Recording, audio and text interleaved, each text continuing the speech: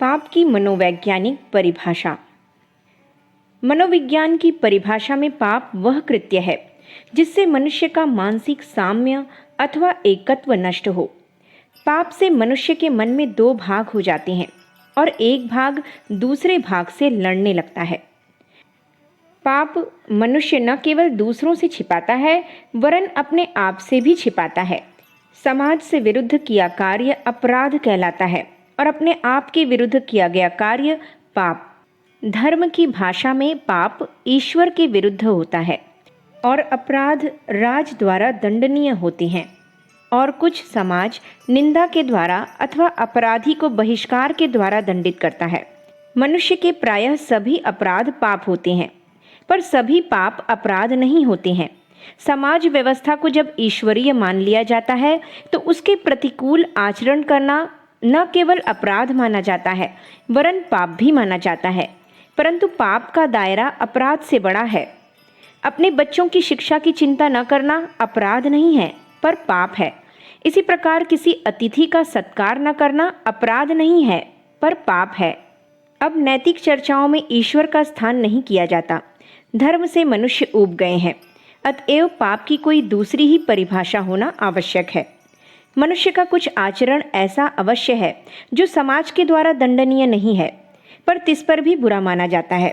यह बुरा क्यों माना जाता है? इस प्रकार के आचरण को कैसा आचरण कहा जाएगा?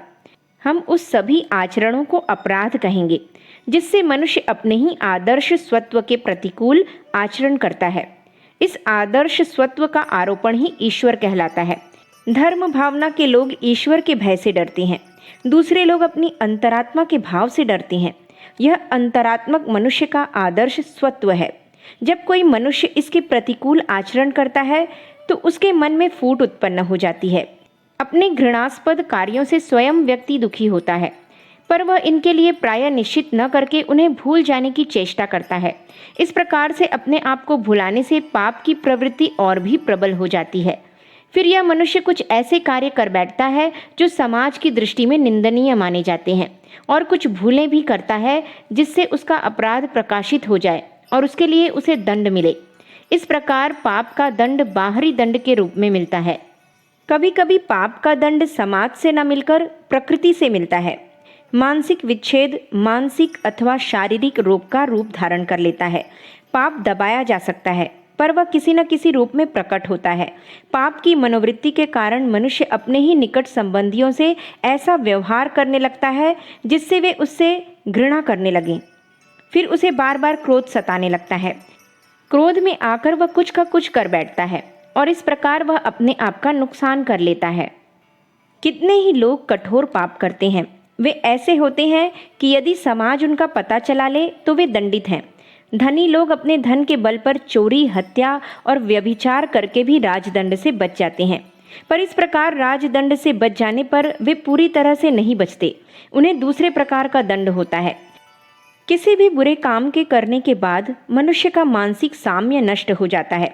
जब तक मनुष्य पाप के लिए प्रायश्चित नहीं कर लेता तब तक उसे अपना खोया मानसिक साम्य फिर से प्राप्त नहीं होता।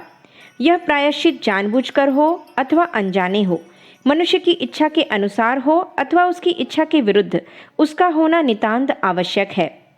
बिना प्रायश्चित के मनुष्य के मानसिक विकास की प्रगति रुक जाती है। मनुष्य का सच्चा स्वत्व व्यापक है। वह तब तक अपने आप में चैन नहीं पाता जब तक वह निश्चय नहीं कर लेता कि वह संसार के भले लोगों की दृष्टि में भला है। उसे दूसरे लोग भले ही न पहचाने पर वह अपने आप को तो पहचानता है। अतएव किसी प्रकार की बुराई को अपने आप में देखकर मनुष्य मन उद्विग्न हो जाता है। वह उस बुराई को दूर करने की चेष्टा करता है। जब वह ऐसा करने में समर्थ नहीं होता तो वह उसे भुलाने की चेष्टा करता है, पर बुराई को अंतरात्मा स्थान कैसे दे सकती है?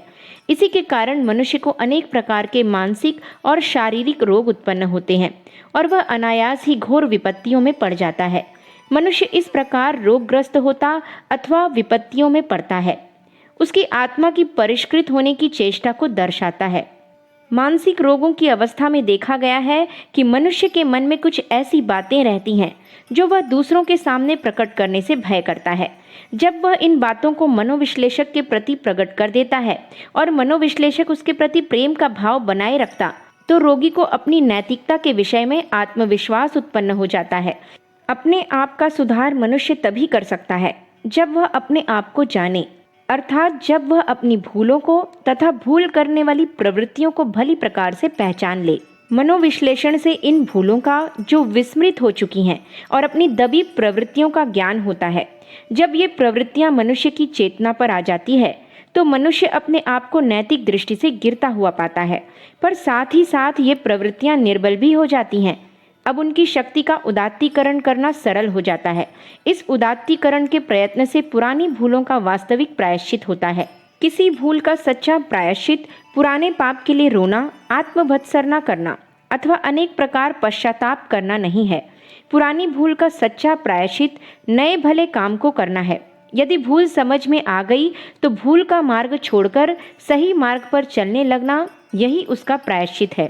अखंड ज्योति, फरवरी सन 1952, पृष्ठ संख्या 10-11।